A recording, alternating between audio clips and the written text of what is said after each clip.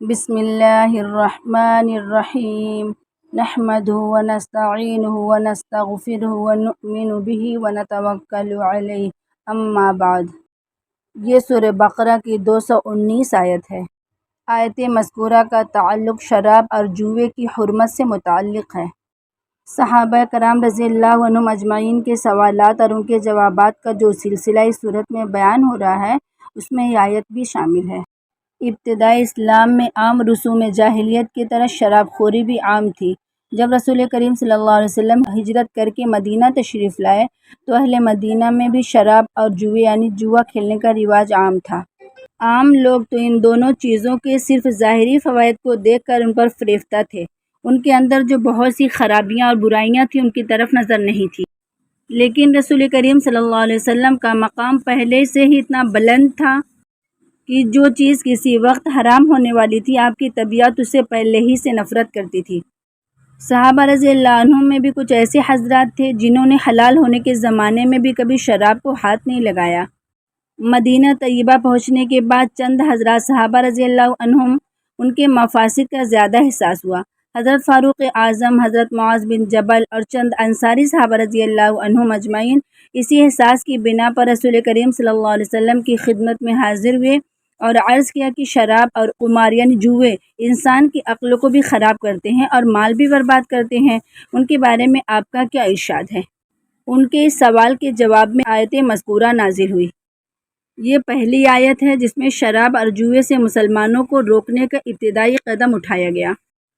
جس میں بتلایا گیا کہ شراب اور جوئے میں اگرچہ لوگوں کے کچھ ظاہری فوائد ضرور ہیں، لیکن ان دونوں میں گناہ کی بڑی بڑی باتیں پیدا ہو جاتی ہیں۔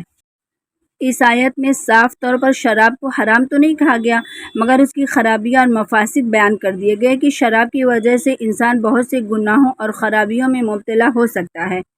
گویا اس کے ترک کرنے کے لیے ایک قسم کا مشورہ دے دیا گیا۔ یہی وجہ ہے کہ اس آیت کے نازل ہونے کے بعد بعض صحابہ کرام رضی اللہ عنہم اجمعین اس مشورہ ہی کو قبول کر کے اسی وقت شراب کو چھوڑ بیٹھے، اور بعض نے خیال کیا کہ اس آیت نے شراب کو حرام تو کیا نہیں، بلکہ مفاسد دینی کا سبب بننے کی وجہ سے اس کو سبب گناہ قرار دیا گیا ہے۔ ہم اس کا اہتمام کریں گے کہ وہ مفاسد واقع نہ ہوں، پھر شراب میں کوئی حرج ہی نہیں، اس لیے پیتے رہے۔ یہاں تک کہ ایک روز یہ واقعہ پیش آیا کہ حضرت عبد الرحمن بن عوف رضی اللہ عنہ نے صحابہ کرام رضی اللہ عنہ میں سے چند اپنے دوستوں کی دعوت کی۔ کھانے کے بعد حسب دستور شراب پی گئی۔ اسی حال میں نماز مغرب کا وقت آ گیا، سب نماز کے لیے کھڑے ہو گئے تو ایک صاحب کو امامت کے لیے آگے بڑھایا۔ انہوں نے نشہ کی حالت میں جو تلاوت شروع کی تو سورہ قل یا ایھا الکافرون کو غلط پڑھا۔ اس پر شراب سے روکنے کے لیے دوسرا قدم اٹھایا گیا اور یہ آیت نازل ہوئی، یا ایھا الذین آمنوا لا تقربوا الصلاۃ وانتم سکاری، یعنی اے ایمان والو تم نشہ کی حالت میں نماز کے پاس نہ جاؤ۔ اس آیت میں ایک خاص اوقات یعنی نماز کے اندر شراب کو قطعی طور پر حرام کر دیا گیا، باقی اوقات میں اجازت رہی۔ جن حضرات صحابہ کرام نے پہلی آیت نازل ہونے کے وقت شراب کو نہ چھوڑا تھا، اس آیت کے نازل ہونے کے وقت شراب کو مطلقاً ترک کر دیا کہ جو چیز انسان کو نماز سے روکے اس میں کوئی خیر ہو نہیں سکتی۔ جب نشہ کی حالت میں نماز کی ممانعت ہو گئی تو ایسی چیز کے پاس نہ جانا ہی بہتر ہے۔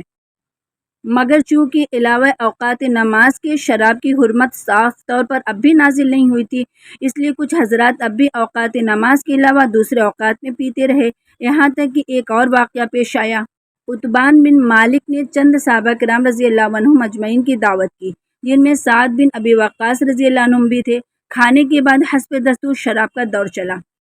نشہ کی حالت میں عرب کی عام عادت کے مطابق شعر و شاعری اور اپنے اپنے مفاخر کا بیان شروع ہوا۔ سعد بن ابی وقاص نے ایک قصیدہ پڑھا جس میں انصار مدینہ کی حجو اور اپنی قوم کی مدح و ثنا تھی۔ اس پر ایک انصاری نوجوان کو غصہ آ گیا اور اونٹ کے جبڑے کی ہڈی سعد رضی اللہ عنہ کے سر پر دے ماری، جن سے ان کو شدید زخم آ گیا۔ حضرت سعد رسول کریم صلی اللہ علیہ وسلم کی خدمت میں حاضر ہوئے اور اس انصاری جوان کی شکایت کی۔ اس وقت حضرت صلی اللہ علیہ وسلم نے دعا فرمائی، یا اللہ شراب کے بارے میں ہمیں کوئی واضح بیان اور قانون عطا فرما دیجیے۔ اس پر شراب کے متعلق تیسری آیت سورہ مائدہ کی مفصل نازل ہو گئی، جن میں شراب کو مطلقاً حرام قرار دے دیا گیا۔ آیت مذکورہ یہ ہیں۔ یا ایھا الذین آمنوا انما الخمر والمیسر والانصاب والازلام رجس من عمل الشیطان، ختم تک، جس کا ترجمہ یہ ہے: اے ایمان والو، بات یہی ہے کہ شراب اور جوا اور بت اور جوئے کی تیر، یہ سب گندی باتیں اور شیطانی کام ہیں، سو اس سے بالکل الگ الگ ہو جاؤ تاکہ تم فلاح ہو۔ شیطان تو یہ چاہتا ہے کہ شراب اور جوئے کے ذریعہ تمہارے آپس میں بغض اور عداوت پیدا کر دے اور اللہ کی یاد سے اور نماز سے تم کو باز رکھے، تو کیا بھی تم باز نہ آؤگے؟ حرمت شراب کی سب سے پہلی آیت سورہ بقرہ کی آیت مذکورہ یہ ہے: اعوذ باللہ من الشیطان الرجیم، بسم اللہ الرحمن الرحیم، یسألونک عن الخمر والمیسر قل فیہما اثم کبیر ومنافع للناس وإثمهما أكبر من نفعهما ويسألونك ماذا ينفقون قل العفو كذلك يبين الله لكم الآيات لعلكم تتفكرون۔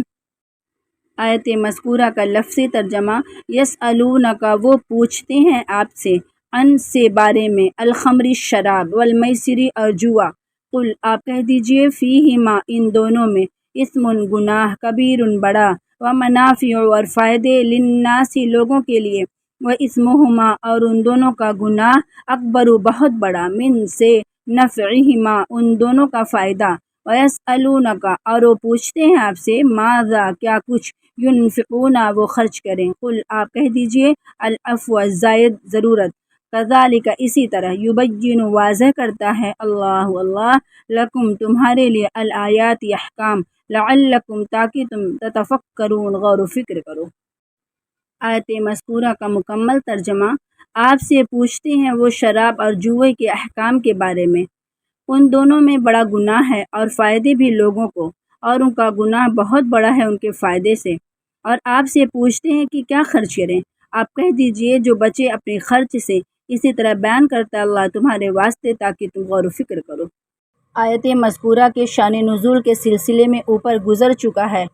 کہ شریعت اسلام نے شراب کے حرام کرنے میں کس طرح تدریج سے کام لیا، کیونکہ عمر بھر کی عادت، خصوصاً نشہ کی عادت کو چھوڑ دینا انسان کی طبیعت پر بہت شاق گزرتا ہے،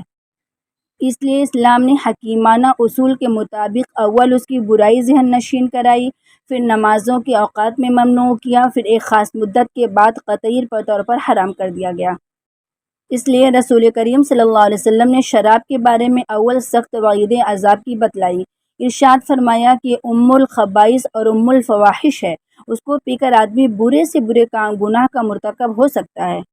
ایک حدیث میں ارشاد فرمایا کہ شراب اور ایمان جمع نہیں ہو سکتے۔ یہ روایت نسائی میں ہے۔ حضرت انس رضی اللہ عنہ کی روایت ہے کہ حضرت صلی اللہ علیہ وسلم نے شراب کے بارے میں 10 آدمیوں پر لعنت فرمائی: نچوڑنے والا، بنانے والا، پینے والا، پلانے والا، اس کو لاد کر لانے والا اور جس کے لیے لائی جائے، اور اس کے بیچنے والا، خریدنے والا، اس کو ہبہ کرنے والا، اس کی آمدنی کھانے والا، اور پھر صرف زبانی تعلیم اور تبلیغ پر اکتفا نہیں فرمایا بلکہ عملی اور قانونی طور پر اعلان فرمایا کہ جس کے پاس کسی قسم کی شراب موجود ہو اس کو فلاں جگہ جمع کر دے۔ صحابہ کرام رضی اللہ عنہم نے رسول کریم صلی اللہ علیہ وسلم کا پہلا حکم پاتے ہی اپنے اپنے گھروں میں جو شراب استعمال کے لیے رکھی تھی اس کو تو اسی وقت بہا دیا۔ حضرت عبداللہ بن عمر رضی اللہ عنہ کا بیان ہے کہ جب حضرت صلی اللہ علیہ وسلم کے منادی نے مدینہ کی گلیوں میں آواز دی کہ شراب حرام کر دی گئی ہے، تو جس کے ہاتھ میں جو برتن شراب کا تھا اس کو وہیں پھینک دیا، جس کے پاس کوئی بو یا خم شراب کا تھا اس کو گھر سے باہر لا کر توڑ دیا۔ بعض روایات میں ہے کہ اعلان حرمت کے وقت جس کے ہاتھ میں جام شراب لبوں تک پہنچا ہوا تھا اس نے وہیں سے اس کو پھینک دیا۔ مدینہ میں روز شراب اس طرح بہہ رہی تھی جیسے بارش کی رو کا پانی، اور مدینہ کی گلیوں میں عرصے دراز تک اس حالت رہی کہ جب بارش ہوتی تو شراب کی بو اور رنگ و مٹی میں نکھر آتا تھا۔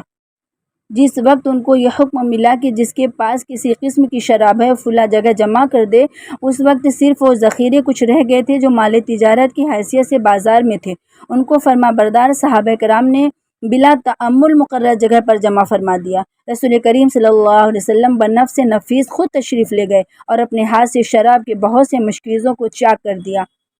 اور باقی دوسرے صحابہ کرام رضی اللہ عنہم سے اسی طرح چاک کروایا۔ ایک صحابی جو شراب کی تجارت کرتے تھے اور ملک شام سے شراب درآمد کیا کرتے تھے، اتفاقاً اس زمانے میں ابھی ساری رقم جمع کر کے ملک شام سے شراب لینے کے لیے گئے ہوئے تھے، اور جب یہ تجارتی مال لے کر واپس ہوئے تو مدینہ میں داخل ہونے سے پہلے ہی ان کو اعلان حرمت کی خبر مل گئی۔ جانسار صحابی نے اپنے پورے سرمایے اور محنت کے حاصلات کو جس طرح بڑے نفع کی امیدیں لے کر آ رہے تھے، اعلان حرمت سن کر اسی جگہ پہاڑی پر ڈال دیا اور خود رسول کریم صلی اللہ علیہ وسلم کی خدمت میں حاضر ہوئے اور سوال کیا کہ اب میرے پاس اس مال کے متعلق کیا حکم ہے اور مجھ کو کیا کرنا چاہیے۔ رسول کریم صلی اللہ علیہ وسلم نے فرمان خداوندی کے مطابق حکم دے دیا کہ سب مشکوزوں کو چاک کر کے شراب بہا دو۔ فرما بردار محب خدا رسول نے بلا کسی جھجھک کے اپنے ہاتھ سے اپنا پورا سرمایہ زمین پر بہا دیا۔ یہ بھی اسلام کا ایک معجزہ اور صحابہ کرام رضی اللہ عنہم کی حیرت انگیز و بے مثال اطاعت ہے، جو ان تمام واقعات میں ظاہر ہوئی کہ جس چیز کی عادت ہو جائے سب جانتے ہیں کہ چھوڑنا سخت دشوار ہے، اور یہ تمام حضرات بھی اس سے ایسے عادی تھے کہ تھوڑی دیر ان سے صبر کرنا دشوار تھا۔ ایک حکم الہی اور فرمان نبوی نے ان کی عادات میں ایسا عظیم الشان انقلاب برپا کر دیا کہ اب یہ شراب اور جوئے سے ایسے نفرت کرنے لگے جیسے ان سے پہلے ان کے عادی ہی نہیں تھے۔